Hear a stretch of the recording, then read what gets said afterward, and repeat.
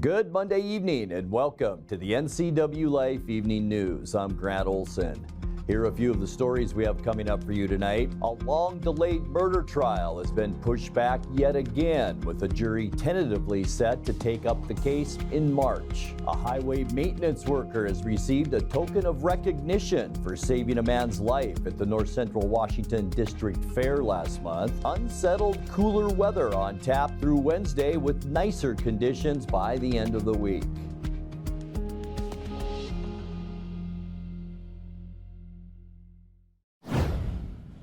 A climber who got into a precarious situation on the rugged face of Mount Stuart was successfully escorted home early Saturday. Rescuers say they got the call about noontime that a climber had become stuck on the southwest face of the mountain. Chelan County Mountain Rescue responded with 4 team members who were taken by air to the Mount Stuart summit on a Chelan County Sheriff's Office helicopter. Those 4 then climbed onto the summit and reached the stuck climber just at sunset. From there, they were able to assist the climber off the wall and make a long nighttime hike back to the trailhead. The group reached the end of the trail about 2 a.m. on Saturday.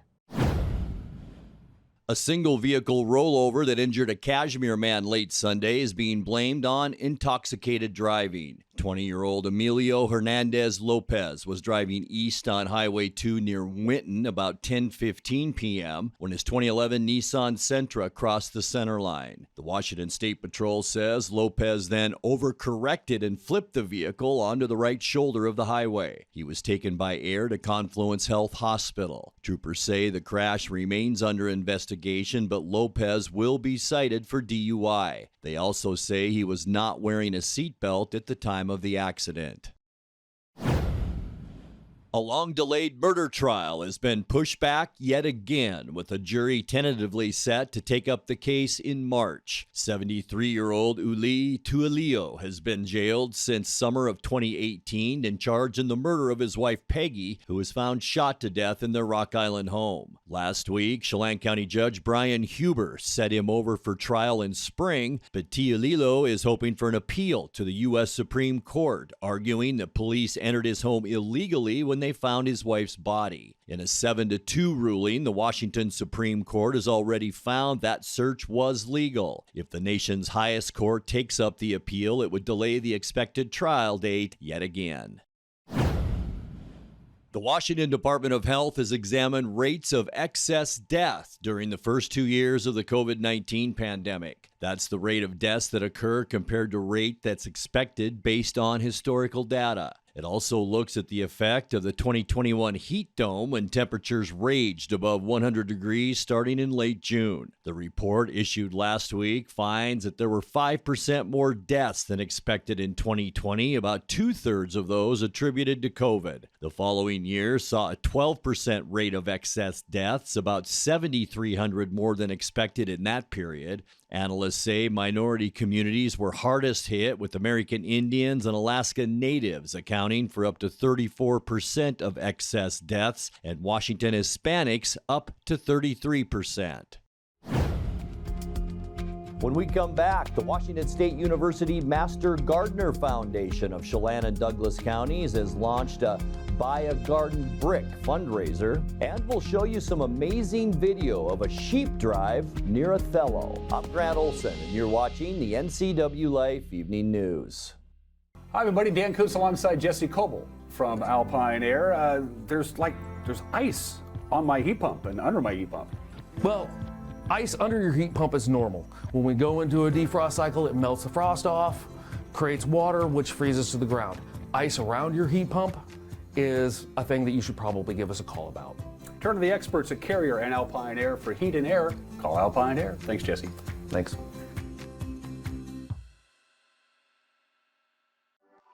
Winter is a great time to trade in your current hot tub. Turn your old hot tub into money with Blue Lagoon Pool & Spa's trade-in program. You can save $500 to $1,000 off of any new artesian spa, or take advantage of a free Bluetooth music experience. Blue Lagoon Pool & Spa recommends draining your hot tub every 3 months. Ask us about our drain and refill special. Stop on by Blue Lagoon Pool & Spa today.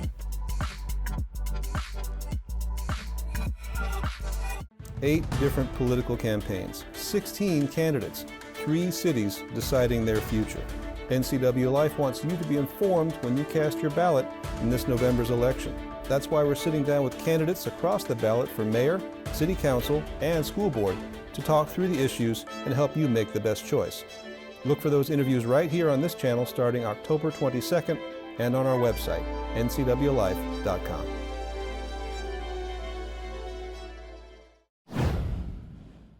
Highway maintenance worker Ben Reid has received a token of recognition for saving a man's life at the North Central Washington District Fair last month.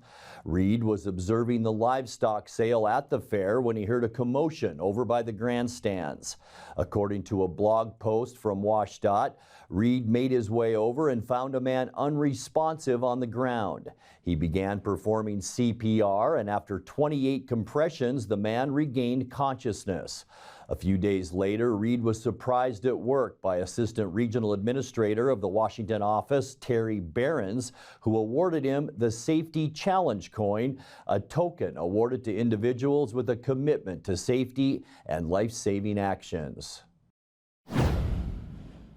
The Washington State University Master Gardener Foundation of Chelan and Douglas counties has launched a Buy a Garden Brick fundraiser. For the month of October, interested individuals can purchase a garden brick for $100 and have it personally engraved. The bricks will be placed in the deer-resistant garden patio area of the community education garden. All proceeds will go towards funding the education outreach that WSU Master Gardeners orchestrates in the Wenatchee Valley. Garden bricks can be purchased by completing and mailing a form from the WSU Master Gardeners website.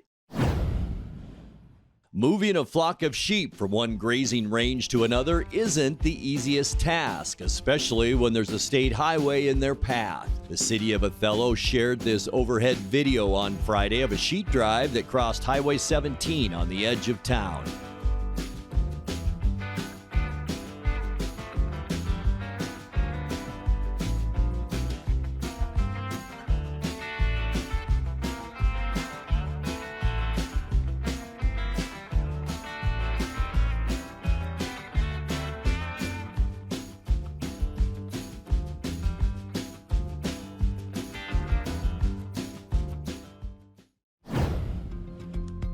Coming up next, 2 Wenatchee physicians have spent the last few years on the front lines of the fight for health equity in the region. We'll tell you more in tonight's feature story. Wet and cooler weather expected over the next couple of days before nice weather returns by the end of the week. I'll have all the details in your complete North Central Washington weather forecast. That and much more still to come tonight. Please stay with us. As Chelan's premier lifestyle store, Willow, find unique home decor, clothing, jewelry, and more. Come visit for a welcoming and memorable shopping experience. Deepwater Electronics is your one-stop shop for the latest in TV and sound technology. Whether you build your home theater or let them do it for you, Deepwater Electronics is the clear choice. The switch is on to T-Mobile. Get the best 5G experience and the customer service you depend on. Only at Chelan Wireless in downtown Chelan.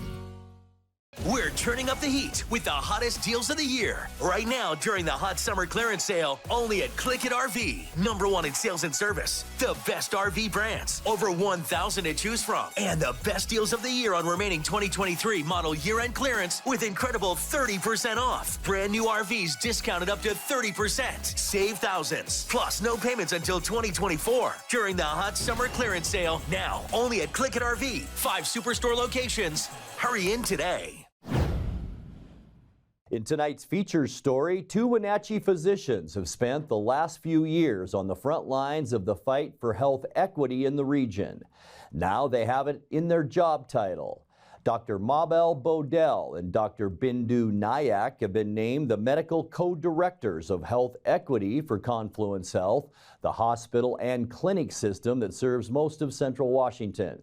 On Friday, the 2 doctors spoke with NCWLIFE News about their new roles and what the term health equity really means.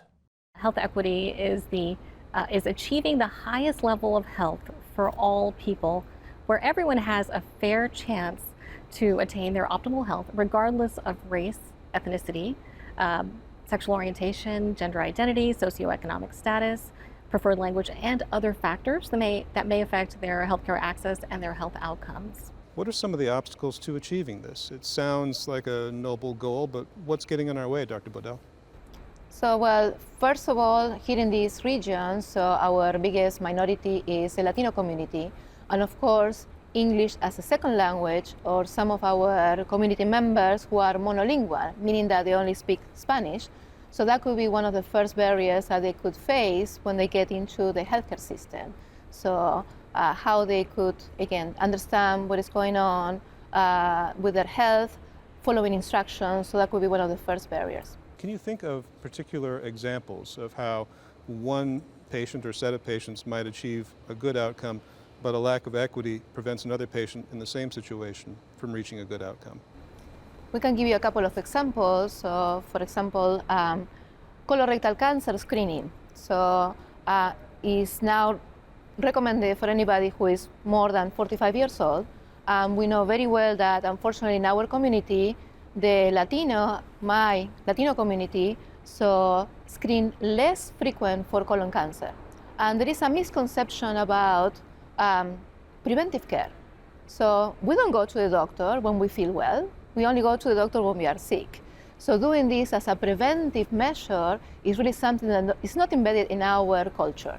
So that's what we're trying to, for example, reach out to the community, so work with healthcare organizations, so grassroots organizations locally, outreach. So we did health fairs. We try to get out with the word that, no, this is important. We can prevent cancer. We can do this. We also know that for children with pediatric asthma, our children who are Latino in the community have had higher rates of emergency department visits for respiratory distress with their asthma. And this, again, we don't know exactly why that is. It could be environmental factors like wildfire smoke. We have seen that there's a higher rates of emergency department visits when there is a lot of wildfire smoke. So wildfire smoke readiness is really important, and we want that, and culturally appropriate communication about that in English and Spanish is also important. There is more and more information out there from healthcare providers and the health district and other sources now that are giving the local community information on what to do when there's a lot of wildfire smoke. When did health equity as an issue become important to each of you? Did you start to see it when you were students? Did you start to see disparity of outcomes in your practices? How did it rise to be something you were concerned about? So I would say that, historically we know that there has been research showing that there are known healthcare disparities by race for decades now. And that's been known, but really there hasn't been as much attention paid to it until the pandemic. So the pandemic really showed us that communities of color were vastly disproportionately affected by infections, by death from COVID-19. And that really highlighted to the nation that this was a call to action, that we need to address health equity and address health disparities. So for me, I think, I was aware of it for quite a few years. We've been working on it since 2017, but really with the pandemic, that truly was a call to action. So since pretty much I started to work as a doctor, so now 25 years ago, and even in Argentina, my home country, so we definitely look into social determinants of health, trying to really help the population through the public health system over there. Then when I moved to the States, and as a Latina immigrant, I saw the struggles that my Latino community going through every day and trying to access healthcare. And then really when I was at Hopkins during my fellowship, and then when I returned as a faculty over there, we really got involved with the Latino community because it was really a growing population in the Baltimore area. And we start to see the same health disparities there, and we start to really work with the community, start to, again, do the outreach. And then I moved to this area, and to tell you the truth, I didn't know much about the Bonacci area. And then I was shocked to see how the Latino community was involved here. And that really took me, say, okay, we need to do something. And I was glad to, again, meet Bindu, so that she started to do the work in health disparities with the HEDI Council. And then we started to work together in 2017 and slowly start to, again, get connections with the Latino community locally. I started to do a radio program, so with Rafael Aguilar, La Pera Radio. So we did that in 2018, and then really, as Bindu said, during the pandemic, everything just took off, and I felt that I needed to do anything I could for the community. Time now for a check of your North Central Washington weather forecast. Hope you had a fantastic weekend, and I'll tell you, no complaints weather-wise. 76 our high temperature both Saturday and Sunday. Lots of sunshine, a little bit of wind on Saturday, not much yesterday. Just a beautiful weekend. Today we had some more clouds move in than we've seen the past few days. This is our Sky-Fi tower camera up at Billy Goat, looking down at parts of Okanagan County, precarious right here, and of course Brewster in the middle of your screen. And yeah, plenty of clouds around North Central Washington today, and that is ushering in periods of rain and cooler temperatures as we get into our overnight hours, and especially on Tuesday. That wet weather looks like it will last into Wednesday as well before things dry out on Thursday and Friday, and things will get nice with temperatures in the mid to upper 60s. And then by the weekend, maybe a chance for some showers once again, a small chance at least now with high temperatures in those 60s. But guess what is in the forecast? That's right, high mountain snow as we get into tomorrow night and Wednesday morning. That snow could fall and stay on the ground as low as 6,000 feet. So obviously no possibility here in the Wenatchee Valley or areas around us receiving any snow. But boy, high mountain snow, definitely a possibility as we get into Wednesday. Today's high temperature, 68 unofficially, 3 degrees above where we should be at 65 for this time of year. Our record high, 79 degrees. That was set in 2014. This morning, overnight low, 54, and that's way above where we should be for a normal low at 44. Our record 30 set just 4 years ago in 2019. Sunrise 7:11, and the sun sets tonight at 6:25. All right, let's get you into those Tuesday temperatures. Cooler than today with the clouds and wetter weather on the way. 62 for Moses Lake, Ephrata, and Quincy. Wenatchee, we will see about 62. That goes for Anie and Chelan. 60 for Leavenworth, and 58 the high temperature tomorrow if you're headed up to Lake Wenatchee. All right, tonight we do expect mostly cloudy skies. Here's that large area of low pressure. We showed it to you actually late last week. It is bringing in the first wave of clouds, and that's actually from a low pressure system moving across Canada. One cold front will move through, and then the next as this area of low pressure moves up just west of British Columbia. 60% chance of rain for us tomorrow. It will cool down. High temperatures tomorrow only in those lower 60s, and a lot of shower activity all over Washington State tomorrow. So be ready for that. For Wednesday, mostly cloudy skies. Here's our area of low pressure. It is weakening on Wednesday, but it's still going to bring us plenty of clouds and about a 40% chance for rain Wednesday. Highs again in those low 60s, but you can see high pressure nudging up and over the Pacific Northwest. That'll keep this storm system at bay at least for now. Mostly sunny, highs in the mid 60s as we get into Thursday. And then for Friday, things about the same as Thursday, maybe a little bit warmer. Going to see some sunshine on Friday, mostly sunny. We'll call it seasonal high temperatures with readings once again into those mid 60s for Thursday. And then by the end, start of the weekend rather, on Saturday, we will see mostly cloudy skies as another area of low pressure moves along the west coast. Some clouds coming our way. It will be mild, highs in the mid 60s on Saturday. But then by Sunday, especially Sunday morning, we will see some rain shower activity begin to move into our area. Lots of clouds, and that's what we will see. Morning rain showers will be likely. That's what we're going to look at about 5 a.m. to 8 a.m. on Sunday. And then by afternoon, most of the showers will dissipate. Once again, high temperatures, really not too bad Sunday with those showers somewhere in the mid 60s. All right, 7-day forecast now. 50 overnight tonight. A rainy couple of days then, Tuesday and Wednesday. High temperatures both days, right around 62 degrees. And then mostly sunny weather for Thursday and Friday with highs in the mid 60s. Mostly cloudy to kick off our weekend on Saturday and 65. And then some morning rain, cloudy skies in the afternoon Sunday. High temperature then of 64. And that's a look at your North Central Washington weather forecast. Coming up next, tonight's sports report with Dan Kuntz and more as the NCWLIFE Evening News continues right after this. 8 different political campaigns, 16 candidates, 3 cities deciding their future. NCWLIFE wants you to be informed when you cast your ballot in this November's election. That's why we're sitting down with candidates across the ballot for mayor, city council, and school board to talk through the issues and help you make the best choice. Look for those interviews right here on this channel starting October 22nd and on our website, ncwlife.com.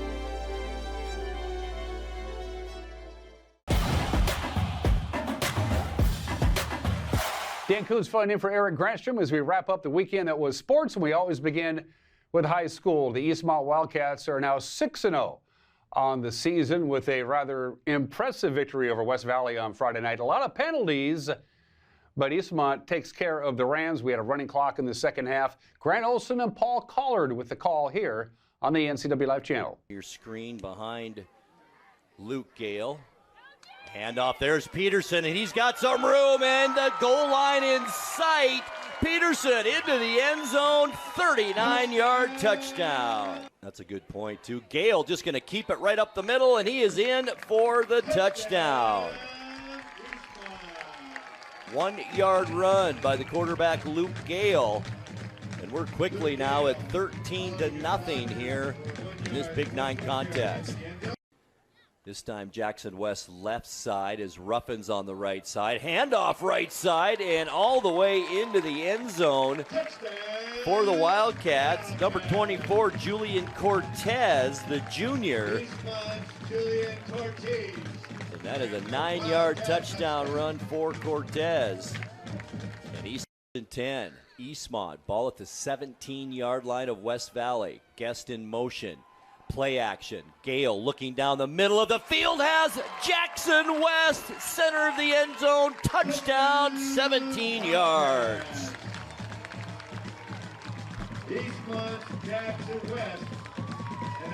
What a beautiful play, design play, double play action on that wing T style offense, and nice route by Jackson West over the middle of the field, and a beautiful throw by Gale. Yep. And with that victory, the Eastmont Wildcats are now number 1 in the WIAA RPI Index.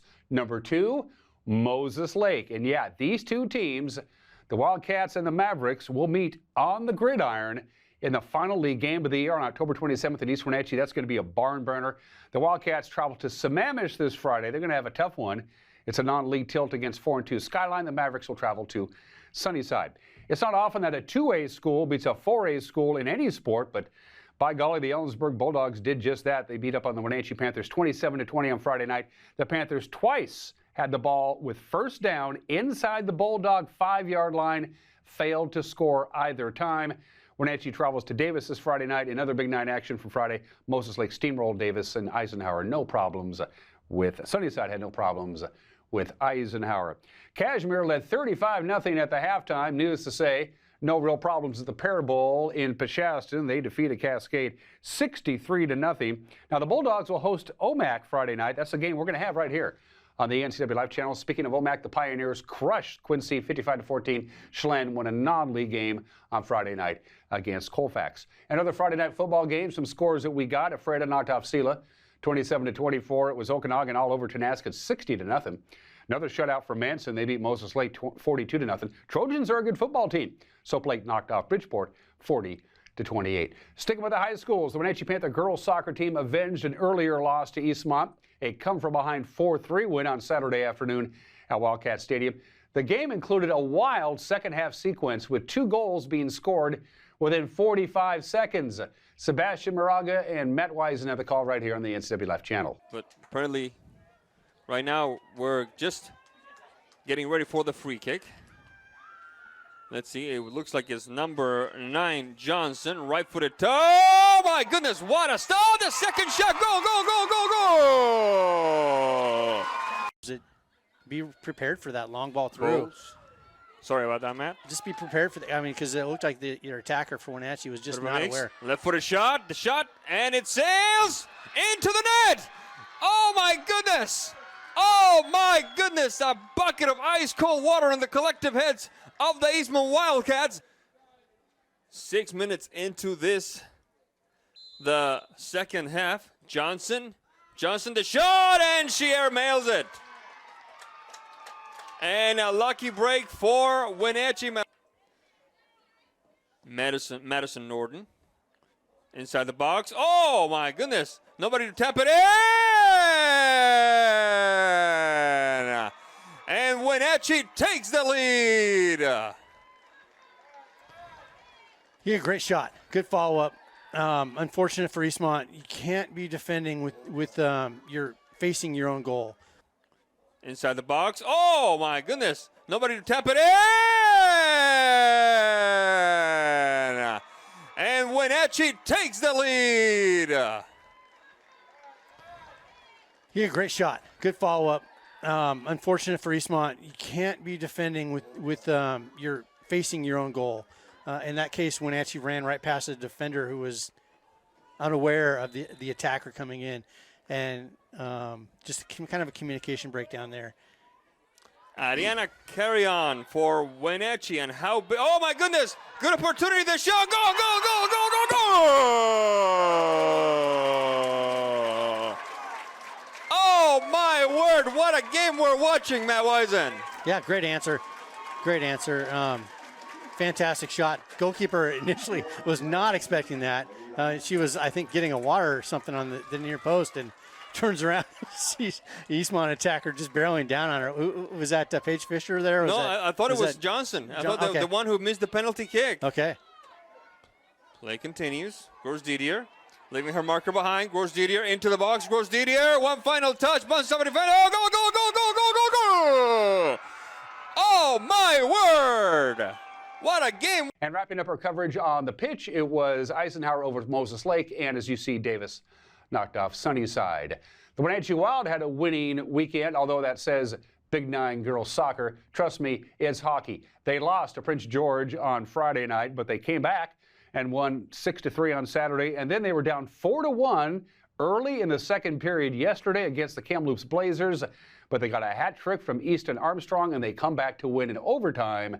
7-6, that is their first overtime victory of the year. They continue this 8 straight games away from the Town Toyota Center on Friday when they take on the Seattle Thunderbirds.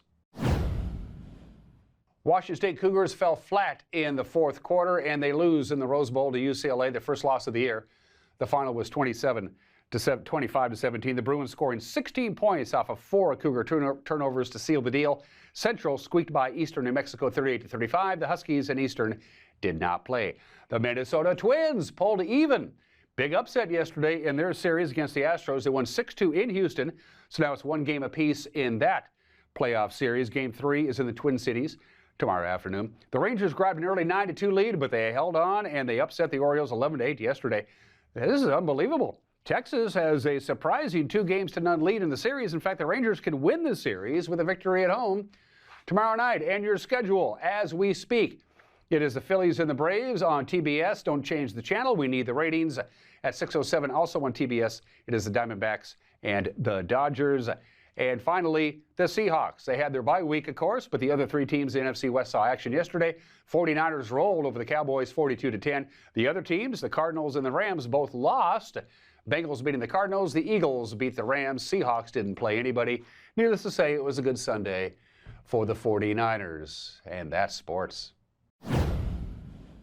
On the next edition of Wake Up at Anie Valley, which, by the way, is Tuesday, Tanya will be joining me from Health Alliance Northwest. It's that time of the year again, folks. You're going to be inundated with all kinds of information. Getting into the Medicaid and Medicare, it's a morass of red tape. It can be a pain in the butt. Thank goodness we have professionals like Tanya to take care of you. Tanya will be joining me on tomorrow's edition of Wake Up at Anie Valley. And that will do it for our newscast tonight. For more on these stories and other news from around North Central Washington, you can find us on Facebook or our website at NCWLIFE.com. And remember, if you see news happening, we'd like to hear from you. You can send us an email at news@NCWLIFE.com or give us a call at 888-6295. I'm Grant Olson. Thanks so much for being with us and have a great night.